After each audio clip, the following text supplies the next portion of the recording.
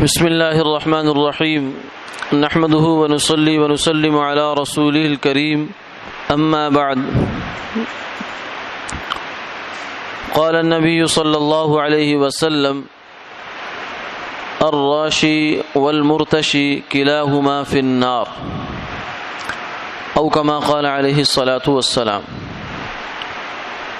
حضور نبی کریم صلی اللہ علیہ وسلم نے ارشاد فرمایا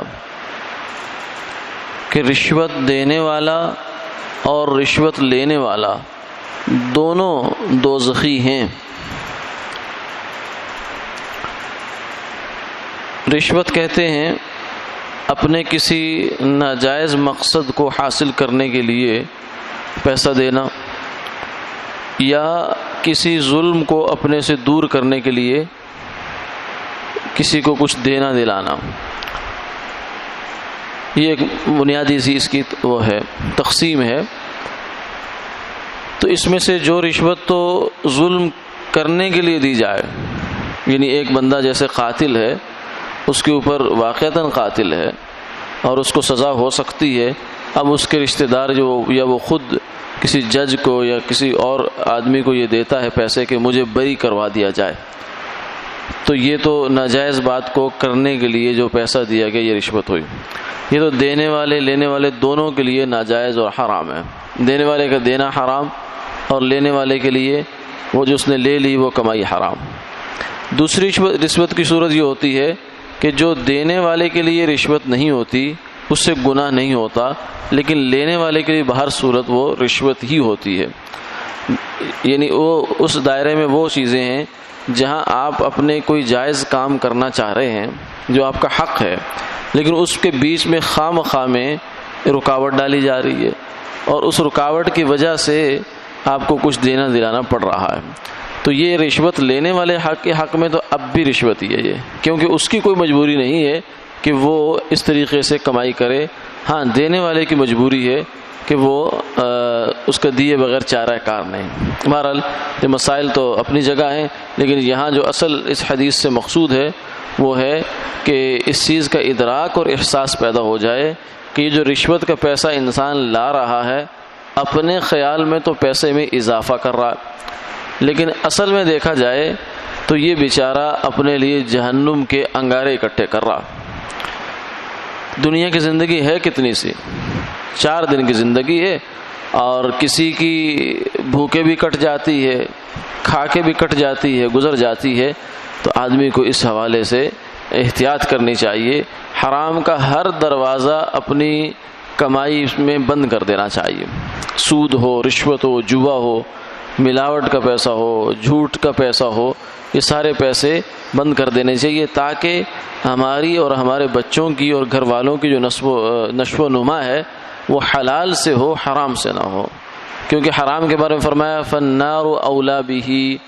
ایما لحم نبت من سحت، وہ گوشت جسم کا وہ حصہ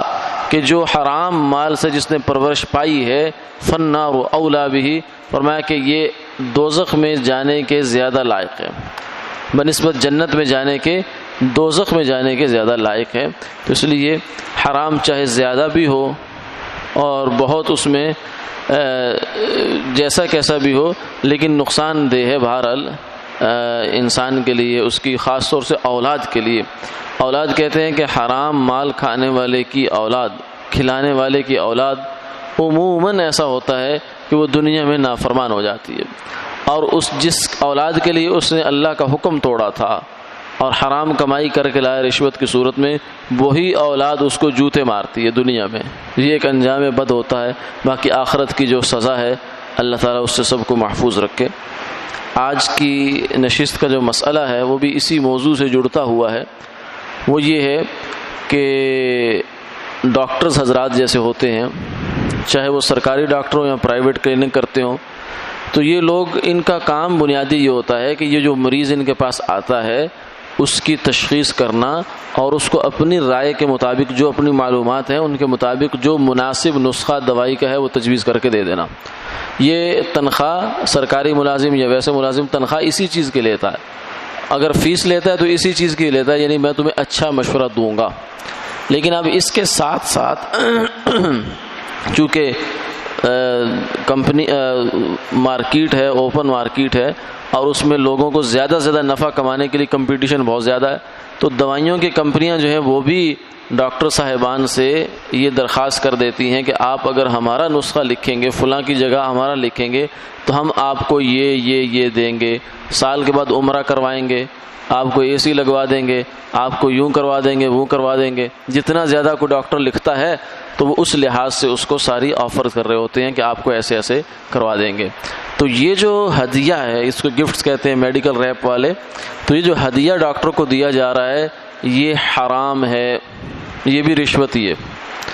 کیونکہ اس کا کوئی تک نہیں ہے، وہ پہلے سے اس کا عوض لے چکا ہے۔ اب اس کی اخلاقی بھی شرعی ذمہ داری بن گئی ہے کہ وہ کوئی جس دوائی کے بارے میں اس کی رائے ہے اس کو لکھے بس، اور جتنی مناسب ہے اتنی لکھے۔ یہ نہیں ہے کہ اپنے کمیشن کے چکر میں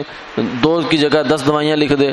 اور ٹیسٹ کی ضرورت نہیں ہے کیونکہ وہاں سے اس کو پرسنٹیج ملنی ہے لیبارٹری سے، وہاں ٹیسٹ لکھ دیا۔ وہ بیچارہ مریض تو مجبور ہوتا ہے، وہ تو اس نسخے کو سارے کو وہی الہی سمجھتا ہے، اس میں سے ایک گولی بھی کم کرنے کا روادار نہیں ہوتا۔ تو یہ ایک ظلم بھی ہے، اخلاقی برائی بھی ہے، اور شرعاً بھی یہ حرام ہے۔ یہ رشوت، یہ ہدیے لینا دینا کمپنی والوں کے لیے دینا حرام ہے، اور ڈاکٹرز حضرات کے لیے لینا حرام ہے۔ اس حوالے سے جہاں تک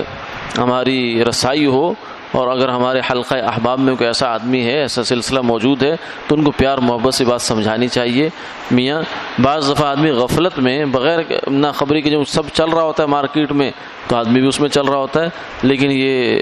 علم میں لے آنی چاہیے بات کہ یہ بھی ایک ناجائز کام ہے۔ جو فیس لی بس لے لی،